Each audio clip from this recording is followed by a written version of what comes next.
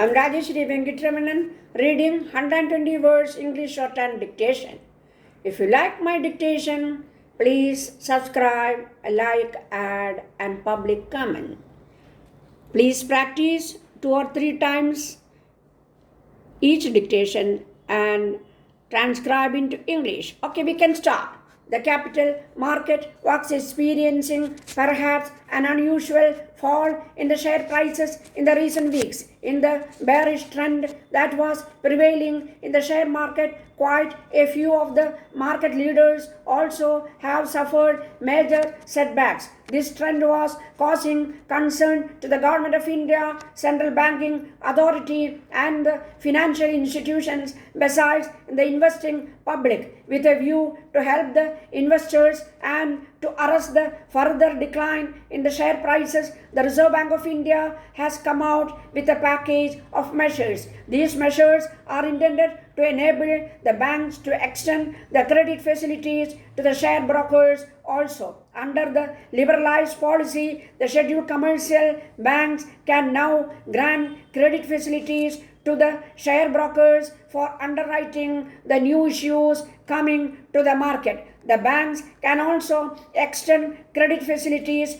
up to rupees 2 lakhs to individuals against their existing holdings for investing in new capital issues. For a number of companies which are awaiting for a propitious time to come to the market with new capital issues, this announcement comes as a blessing. With a view to ensure that the bank's assistance is available to the investing public, Reserve Bank of India has authorized the banks to give reasonable overdraft facilities to the share brokers against the shares and the debentures held as stock in trade. The stipulations made by the Reserve Bank of India relating to the buyback arrangements by banks in respect of corporate shares, debentures, and public sector banks are meant for preventing contraventions of its directives on interest rates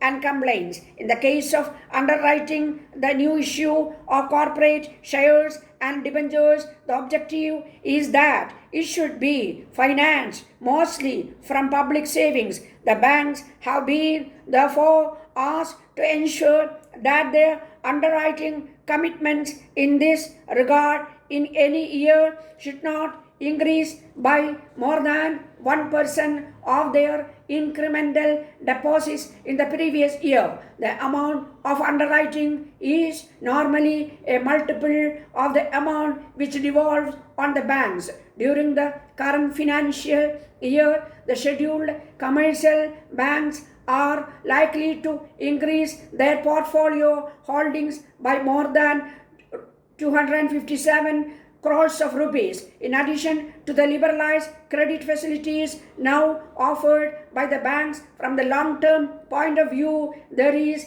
a need for broad-basing their shareholders in India. Investments in debentures and shares by general public are largely emanating from those who are working in metropolitan centers and major urban centers. A large percentage of the middle income group of people who live in the no-fossil towns are not yet attracted towards the capital market. With the establishment of more stock exchanges and the spread of modern communication facilities, there ought to be an increase in the number of investors in shares and debentures.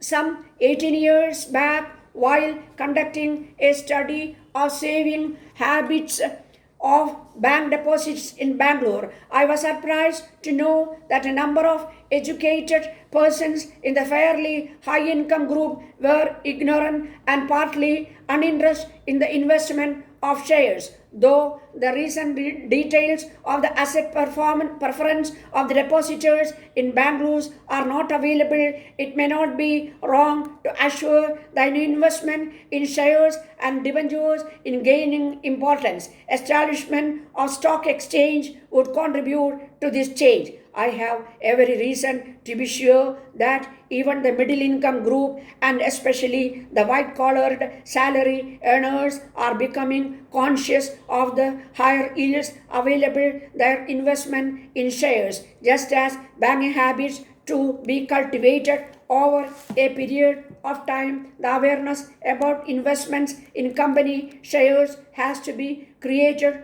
through various means, including the mass media. It is indeed interesting to note that establishment of a stock exchange in an urban center far away from the metropolitan opulence and succeed in popularizing investments in shares and debentures. This is what seems to be happening in and around Mangalore, where a stock exchange was opened recently. This has been instrumental in bringing about a change in the asset preference schedule of the savings conscious people. There is a shift from the traditional form of investment in bank deposits to the more lucrative and also somewhat speculative investment on company shares and convertible debentures. A number of share brokers have set up their offices in the non-official towns. Financial dailies have wider circulation here as the new investors eagerly look into the market quotations.